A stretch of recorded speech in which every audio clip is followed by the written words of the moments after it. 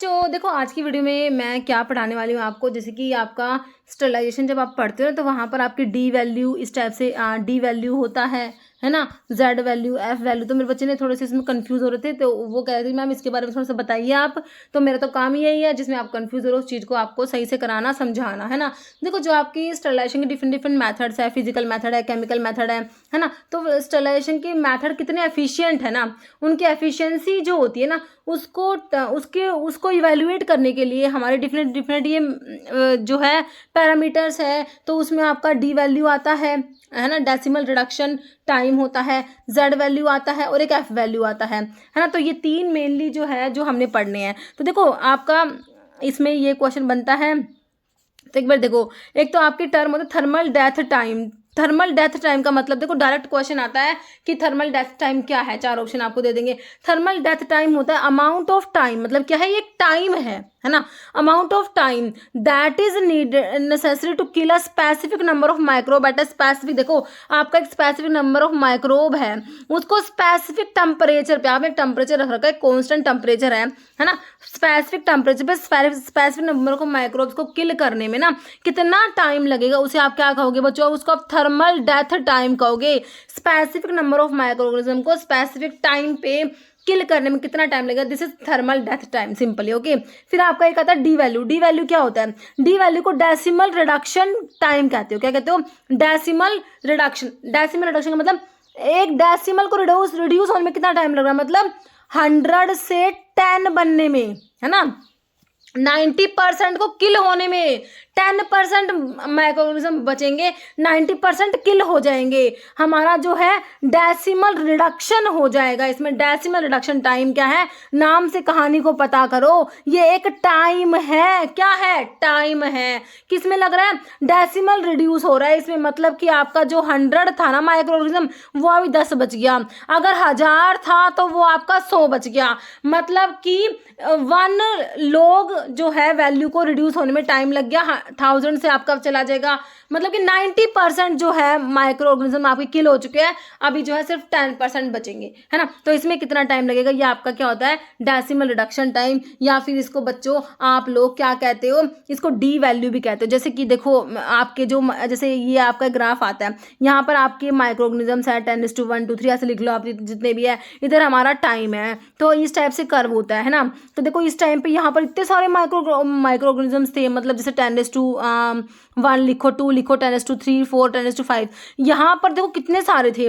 आपने टेम्परेचर बढ़ाया, है ना, टेम्परेचर बढ़ाने से क्या हुआ, हमारे माइक्रोब्स देखो कितने हो गए, यहाँ से यहाँ इतने इतने किल हो गए, है ना। फिर आपने और टेम्परेचर, सॉरी टेम्परेचर नहीं, टाइम, है ना। अब देखो इतना टाइम जो था उसमें इतने माइक्रोब किल हो गए। अब हमारा इतने टाइम में देखो, अब जो ये टाइम है ना, जैसे कि यहाँ से यहाँ तक का टाइम जो है, इस टाइम में जो आपके माइक्रोब्स कितने हुए, यहाँ से यहाँ हुए हैं, तो मतलब कि आपका जो होता है ये एक क्या है, टाइम है जो आपका जैसे 10⁵ से 10⁴ माइक्रो ऑर्गेनिज्म की जो पॉपुलेशन कम हो गई, मतलब 90% माइक्रोब्स जो है किल हो चुके, 10% ही बचेंगे अभी आपके। तो इसमें जो टाइम लगेगा, ये आपका डेसिमल रिडक्शन टाइम होता है। क्या होता है, D value which denote the decimal reduction time, it is that time required at specific temperature under specific condition to reduce microbial population by 1 decimal, that is to kill 90% of organism को kill करने में time लगेगा, आपका decimal reduction time होता है।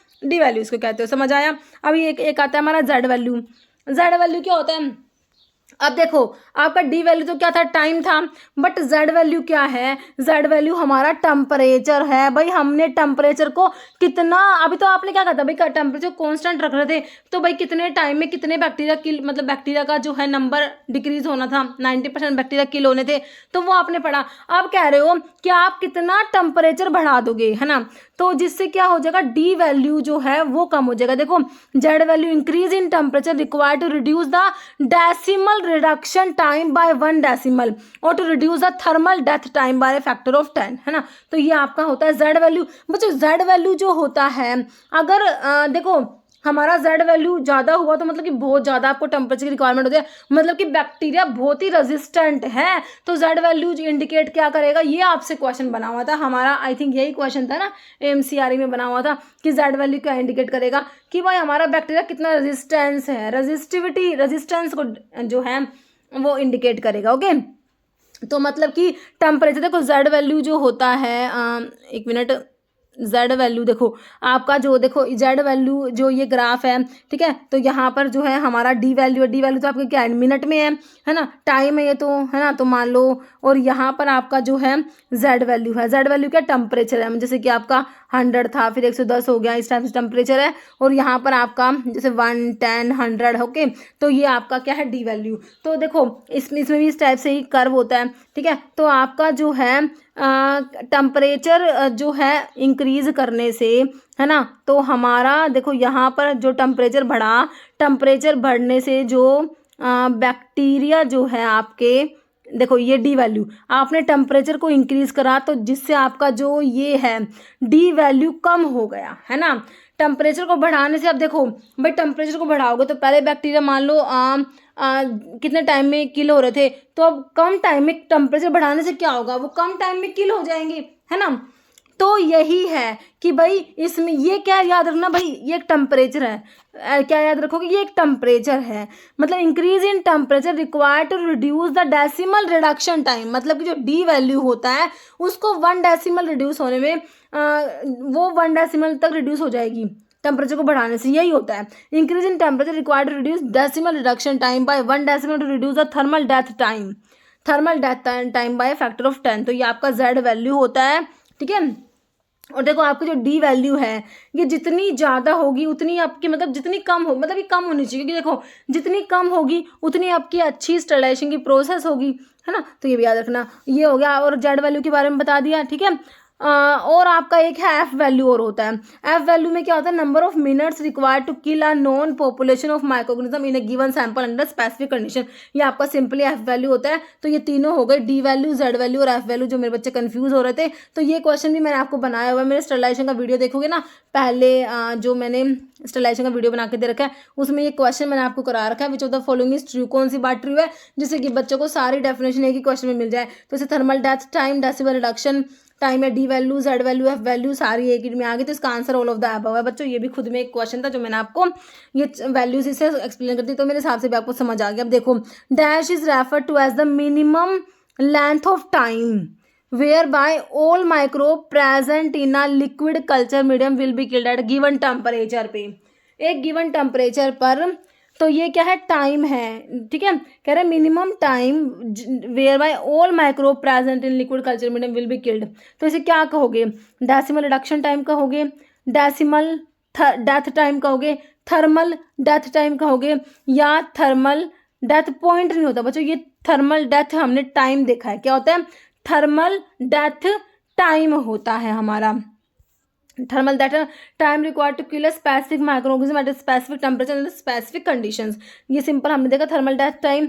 और D value का मैंने आपको बता दिया, time in minutes required to reduce number of microorganism by 90% तक रिड्यूस होने में जो टाइम लगेगा बच्चों, 90% तक रिड्यूस होने में ध्यान रखना है ना।